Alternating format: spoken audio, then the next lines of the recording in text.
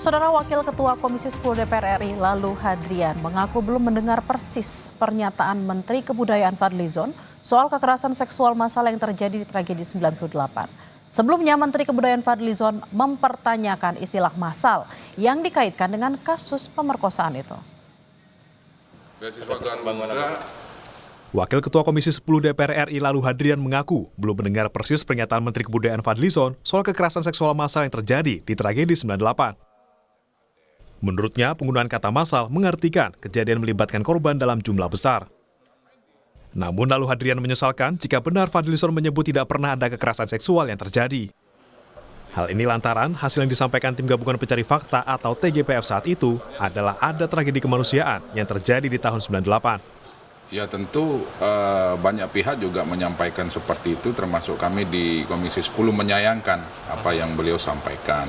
Tetapi saya belum mendengar persis pernyataan beliau.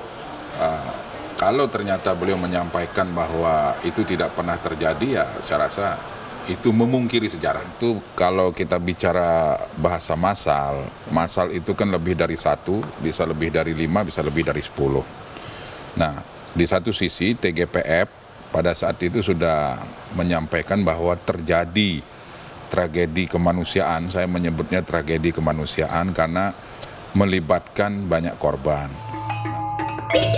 Sebelumnya, Menteri Kebudayaan Fadlizon angkat bicara usai didesak sejumlah pihak untuk menarik ucapannya atas pernyataannya di kasus kerusuhan Mei 1998. Fadli mempertanyakan istilah massal yang dikaitkan dengan kasus pemerkosaan itu. Ia juga menambahkan ikut mengecam keras kasus pemerkosaan saat kerusuhan 98, namun istilah pemerkosaan massal perlu pembuktian hukum. Itu saya kira silakan saja berbeda pendapat ya. Tapi artinya argumen saya itu saya jelaskan gitu supaya tidak menimbulkan kesalahpahaman. Jadi agar bukan menegasikan, tetapi terutama pada persoalan-persoalan yang jangan sampai merugikan diri kita sendiri. Itu. Misalnya tadi pengungkapan.